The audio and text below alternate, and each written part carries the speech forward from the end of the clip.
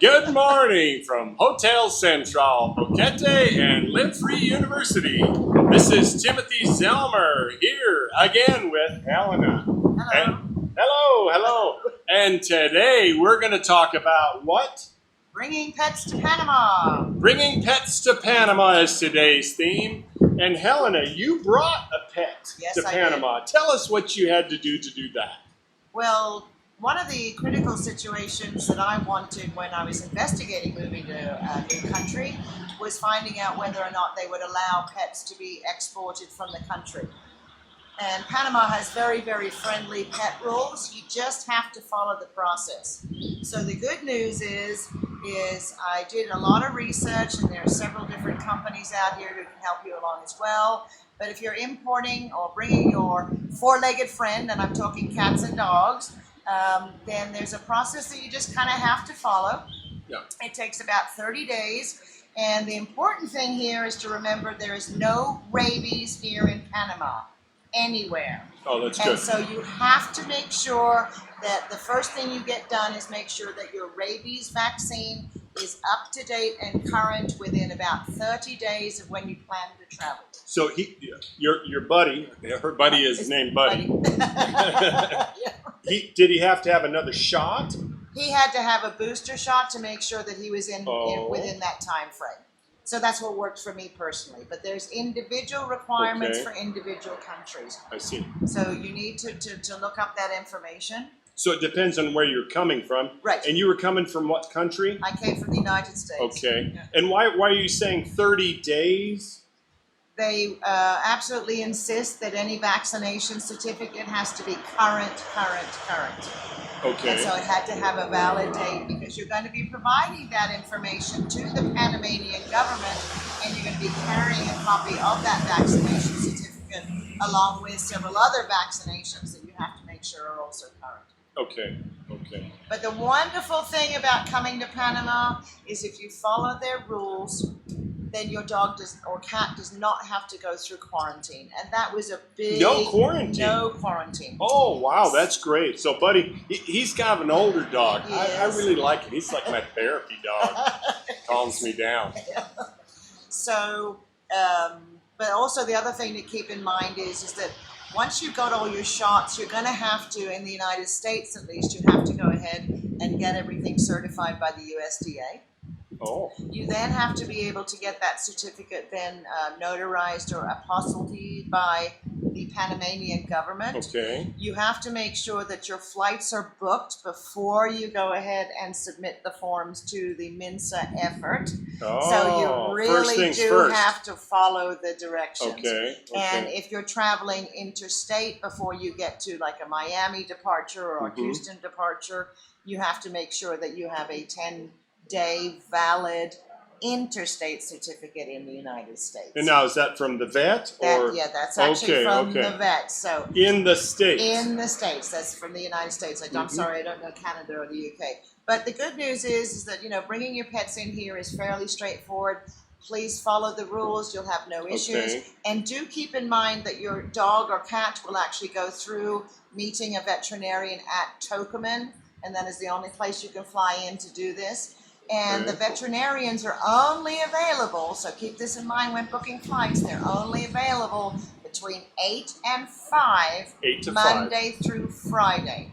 So if your plane arrives after that point, yes, your animal will go into quarantine until the vet shows up on Monday. I see. And now that you're mentioning that, I think my aunt and uncle, when they brought their 2 cats, may have flown in on a Saturday and encountered a problem, and they paid somebody extra to come in on their day off because she sure didn't want to go without her kittens. Exactly. And that was a bit of a problem, but it was solved before too late that same day. So that was the problem, So just, be mindful of what the requirements are. And I mean, in the United States, you have several efforts you have to go through, but I can assure you it works. And the other thing I'm going to suggest very strongly, please double check with the airline you are planning on flying with. There are rules, the USPCA and the ASPCA.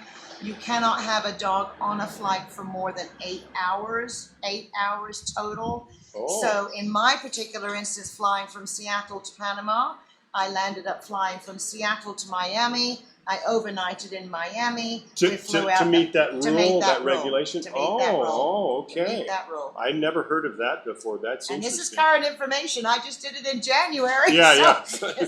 And it worked effortlessly. I then had a Panamanian gentleman actually meet me at Tocumen Airport and take me through and meet with the veterinarians.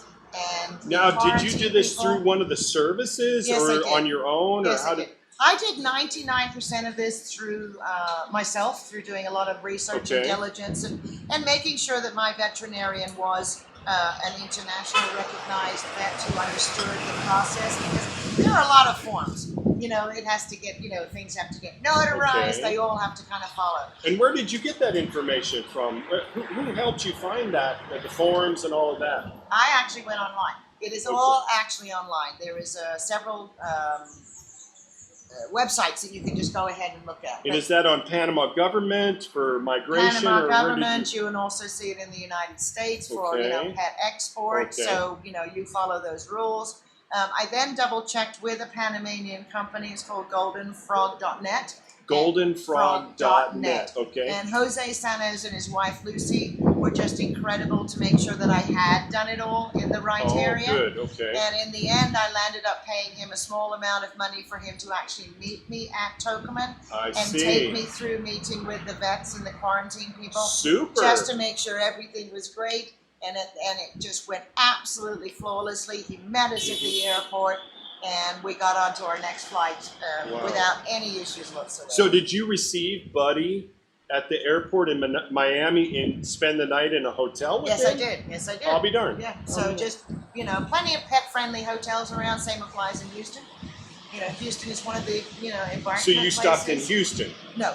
I just went from Seattle to Miami and then Miami to Panama City. I see. But, there's several different ways to get to Panama City, obviously. Okay. But it's a flight time. You have to be very conscious of the flight time.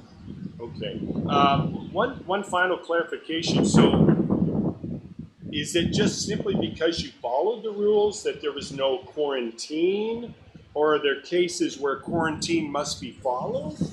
For the most part, they don't actually invoke a quarantine unless they suspect that something is not quite right with all of the shot records or the information that's going through, or perhaps even the type of animal. I mean, if you were going to try and bring in an exotic animal, that's not going to happen.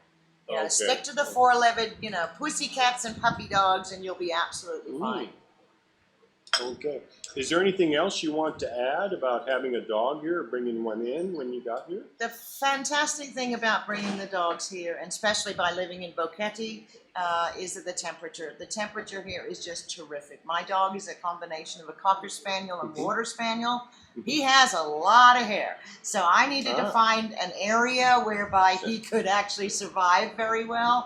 And the great news about Boquete is that we have some exceptional vets here that speak English as well. Good. We also have groomers that come to our houses to do it, which is super. And that's one thing you get very used to in Panama and Boquete. There are dogs everywhere, everywhere. So get used to the barking. Panamanians, look at their pets a little differently. But get used to the barking, get used to the chickens, Just follow the rules and you can have your furry animal with you, and it has been phenomenal for him. He loves it here just as much as I do. Super, super. Well, we thank you very much, Helena, for doing this series of videos. This is really good, current information, and I know this is really going to help a lot of people. This is Timothy Zellmer here at Hotel Central Boquete. You can see our mural here in the back. I don't know, I'm sort of in the way here. We've got a beautiful quetzal bird here, and the volcano maroon with our logo. And we're happy to be here for you. If you have any questions, just send us an email here at hotelcentralboquete@gmail.com. This is Timothy Zellmer with my friend Helena. Anything else, Helena? No, seriously, look into this. Come to Boquete. I cannot tell you how happy I am having made that decision and meeting Tim and him being so helpful as far as getting everything started. Oh, thank you so much. And thank you for being here. Have a good day.